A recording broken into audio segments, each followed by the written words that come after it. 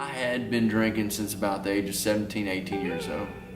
I started probably when I was 15 here and there, really started drinking 18, 19, 20. I didn't really get a good taste of alcohol until I got out of high school and I got in the military. I joined the Marines right out of high school, and I got married shortly after getting into the Marines. Got married to my girlfriend in high school, and we both drank. Well, I can't tell you all the many incidents that me and my wife had due to alcohol. All the fights, all the arguments, all the drunken stupors, all the bad decisions made while under the influence of alcohol, and then waking up the next morning and saying, what did we do? Alcohol, I can say, from all the resentment that me and my wife had for one another, the resentment, the built up, not having Christ in my life whatsoever,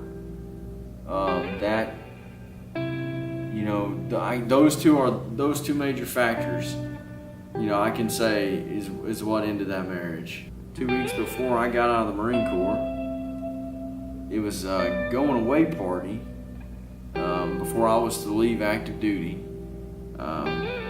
We went to a bar about 2 blocks from where I was living at the time. Had some drinks, and then I left, drove myself home like many other nights. That first stop sign, I got pulled over, and I got a DUI. I regret those decisions completely. At that time, I didn't care though. I didn't have a foundation. I didn't have parents that I was supposed to be accountable to. I didn't have any accountability, to be honest with you. Especially the fact that I was getting ready to get out of the Marines, I really didn't have any accountability. But North Carolina law, you lose your license for a year, and I just kind of just rolled right off me. I didn't put too much thought to it. Again, DUIs are pretty common in the Marine Corps. I went through that time without my license. Here's how stupid I am. Got my license back in October. 3 months later, I got another DUI. And fortunately, it was in Kentucky. I had not ever had a DUI in Kentucky, and I only lost it for 3 months. And I got past that, and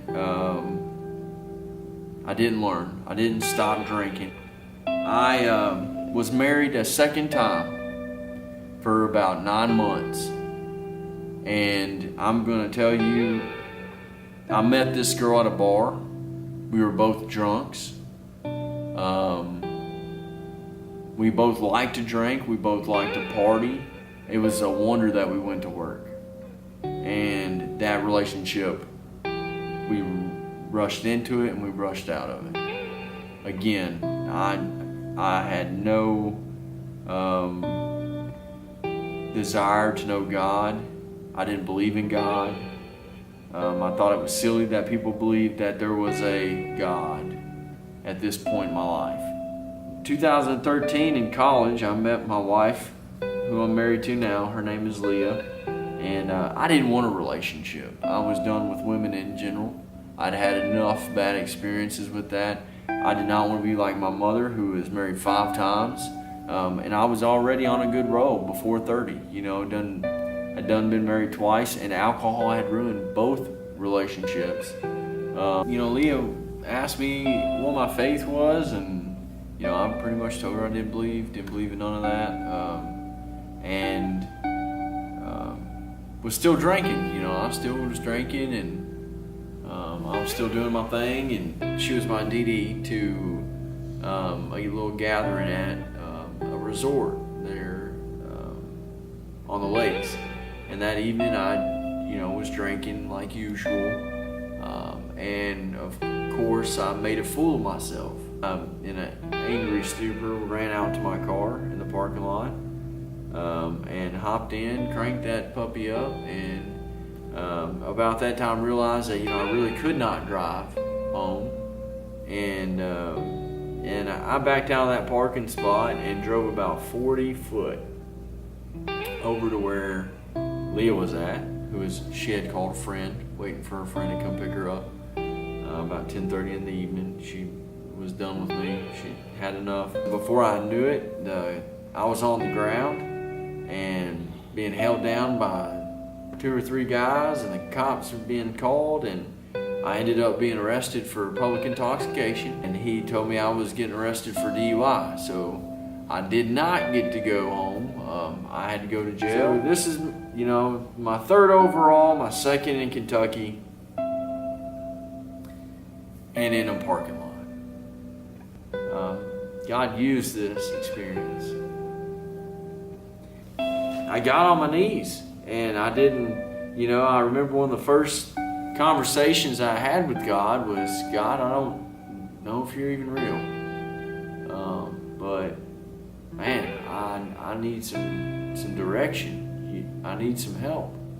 Please show me a way to change my life, turn it around, because I'm doing something horribly wrong. And so I decided I'd go out on a ledge and I'll go see what this church thing is all about. I was so concerned about people seeing me saying, man, what's that guy doing here?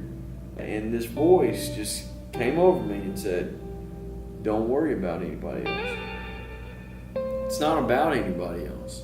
It's about you and your relationship with God. And that, I'll never forget that. I'm going to keep my eyes focused on what the Bible tells me to do. And I'm going to run with it. I'm going to put my heart into it 100%. Because the way I'm living, me living the way that I want to live is not working. That's really where it hit me. Was that, man, that's what I'm missing. That's where I'm getting it wrong, is I'm living for me, but I'm nothing. Who am I? And those decisions that I made will always mark me in the world. But that's the greatest thing about God, is though Jesus has washed away those sins, Jesus has washed that away for me. That warm feeling just came all over me. And it was such a giddy feeling.